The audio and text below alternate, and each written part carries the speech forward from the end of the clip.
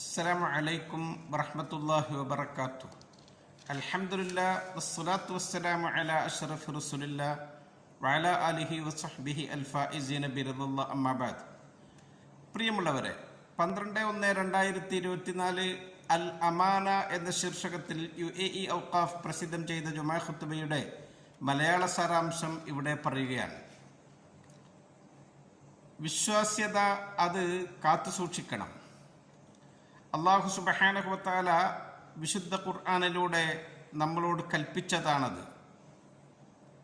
ഇന്നല്ലാഹ യഅ്മുറുക്കും അൻ തുഅദ്ദുൽ അമാനാതി ഇലാ അഹ്ലിഹാ. നിശ്ചയം അല്ലാഹു തആല നിങ്ങളോട് കൽപ്പിക്കുന്നു, നിങ്ങളെ വിശ്വസിച്ചേൽപ്പിച്ചവർക്ക് ആ വസ്തു നിങ്ങൾ തിരിച്ചേൽപ്പിക്കണം. അല്ലാഹു സുബ്ഹാനഹു വ തആല അതിൽ വീഴ്ച വരുത്തുന്ന വഞ്ചനയെ വളരെ ഗൗരവപൂർവമാണ് ഖുർആനിലൂടെ പറയുന്നത്. യാ അയ്യുഹല്ലദീന ആമനു ലാ തഖൂനുല്ലാഹ വർ-റസൂൽ വതഖൂനു അമാനാതികും വഅൻതും തഅലമൂൻ. ഓ സത്യവിശ്വാസികളെ, നിങ്ങൾ അല്ലാഹുവിലും റസൂലിലും വഞ്ചന കാണിക്കരുത്. നിങ്ങൾ അമാനത്തിൽ വഞ്ചന കാണിക്കരുത്. നിങ്ങൾ എല്ലാം അറിയുന്നവരാണല്ലോ.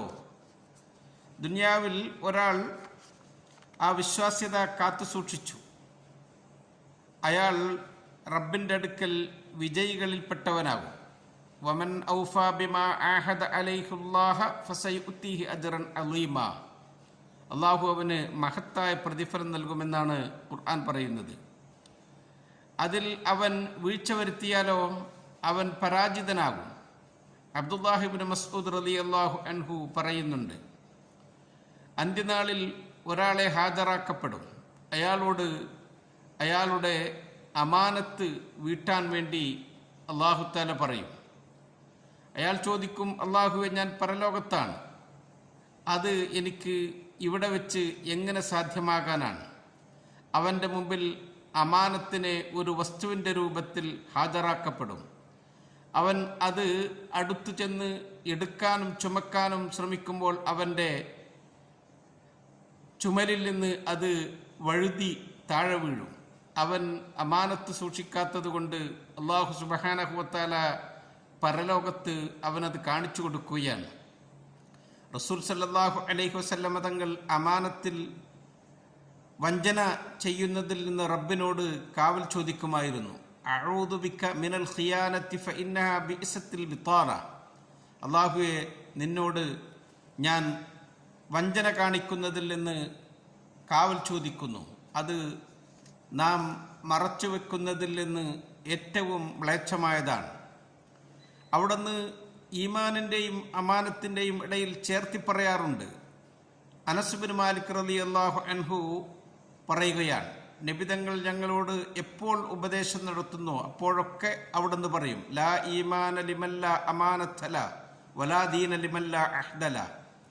വിശ്വാസ്യത കാത്തു സൂക്ഷിക്കാത്തവന് ഈമാനില്ല, കരാറുകൾ പാലിക്കാത്തവന് ദീനും ഇല്ല. ഒരു മുഅ്മിൻ അവൻ്റെ പ്രകൃതമാകും ആ വിശ്വാസ്യത നിലനിർത്തൽ, സൂക്ഷിക്കൽ. അവൻ അതിൽ ഒരിക്കലും വീഴ്ച വരുത്തുകയില്ല.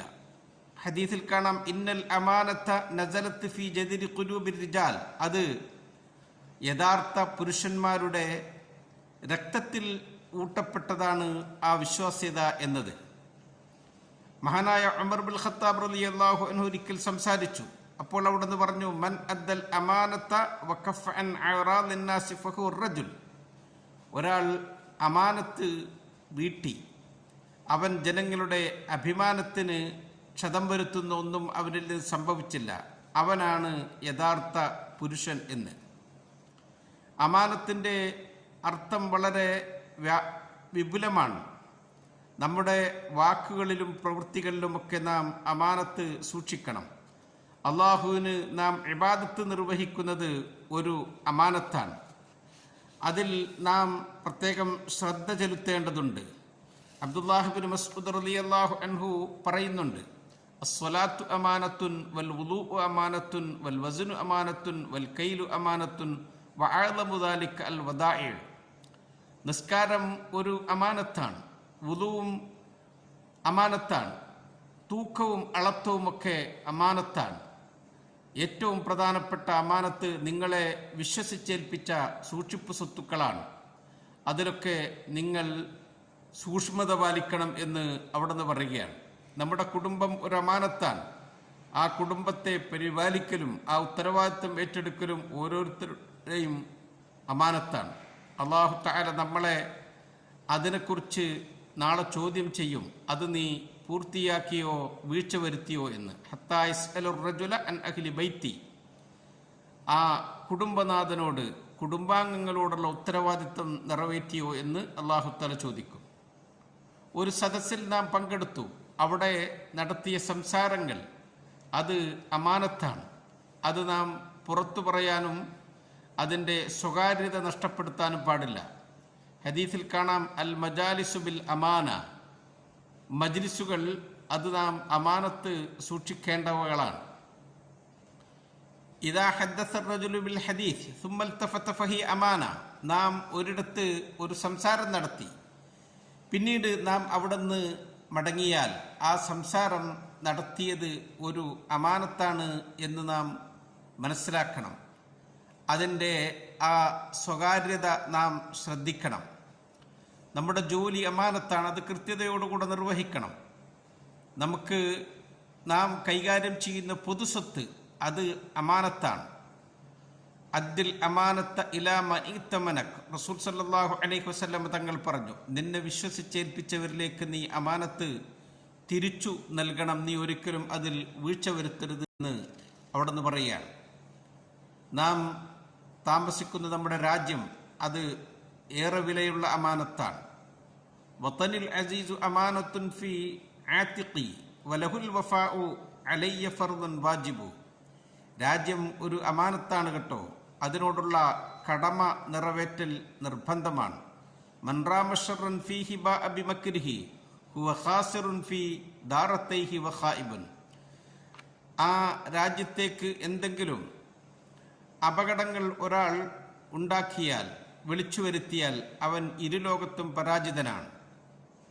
ദാമത്ത് ഇമാറാത്തി അമാനൻ ആമിനൻ അസ്സഅദ വന്നുഅമാ ഹബാഹൽ വാഹിബു.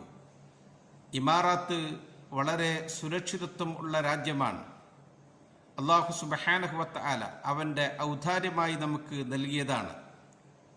നമ്മുടെ പിതാക്കളും പിതാമഹന്മാരും കഠിനാധ്വാനം നടത്തിയത് കൊണ്ടിട്ടാണ് നമ്മുടെ രാജ്യം ഇങ്ങനെ പുരോഗതി പ്രാപിച്ചത്. നമ്മുടെ മനസ്സുകളെ അവർ യോജിപ്പിച്ചു.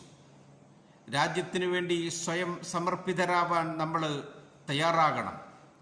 അത് നമ്മുടെ കടമയാണ്. റബ്ബിനോട് എപ്പോഴും നാം അതിനുവേണ്ടി പ്രാർത്ഥിക്കണം. നമ്മുടെ വാക്കും പ്രവൃത്തിയുമൊക്കെ രാജ്യത്തിൻ്റെ സുരക്ഷിതത്വം ശ്രദ്ധിച്ചുകൊണ്ടാകണം. അനാവശ്യമായ ശിഥില ചിന്തകളിൽ നിന്നും പ്രവൃത്തികളിൽ നിന്നും നാം എപ്പോഴും മാറി നിൽക്കണം. നമ്മുടെ മക്കളെ നാം അത് ഉപദേശിക്കുകയും വേണം. റസൂൽ സല്ലല്ലാഹു അലൈഹി വസല്ലം തങ്ങൾ പറഞ്ഞിട്ടുണ്ട്, നാം എപ്പോഴും രാജ്യത്തിന് വേണ്ടി പ്രാർത്ഥിക്കണം. ഇബ്രാഹിം നബി അലൈഹിസ്സലാം നടത്തിയ പ്രാർത്ഥന, റബ്ബിജ്അൽ ഹാദൽ ബലദ ആമിന. അല്ലാഹുവേ, ഈ രാജ്യത്തെ നീ സുരക്ഷിതത്വം ഉള്ളതാക്കണമേ. ഒരാൾ അതിൽ വഞ്ചന വരുത്തിയാൽ അവൻ അന്ത്യനാളിൽ ആ വഞ്ചനയുടെ അടയാളം അറിയിക്കുന്ന പതാക ഏന്തിക്കൊണ്ട് വരുമെന്ന് റസൂൽ സല്ലല്ലാഹു അലൈഹി വസല്ലം തങ്ങൾ പറയുന്നുണ്ട്. അല്ലാഹുവേ, അമാനത്ത് സൂക്ഷിക്കുന്നവരിൽ ഞങ്ങളെ നീ പെടുത്തണമേ. അസ്സലാമു അലൈക്കും വറഹ്മത്തുള്ളാഹി വബറകാതുഹു.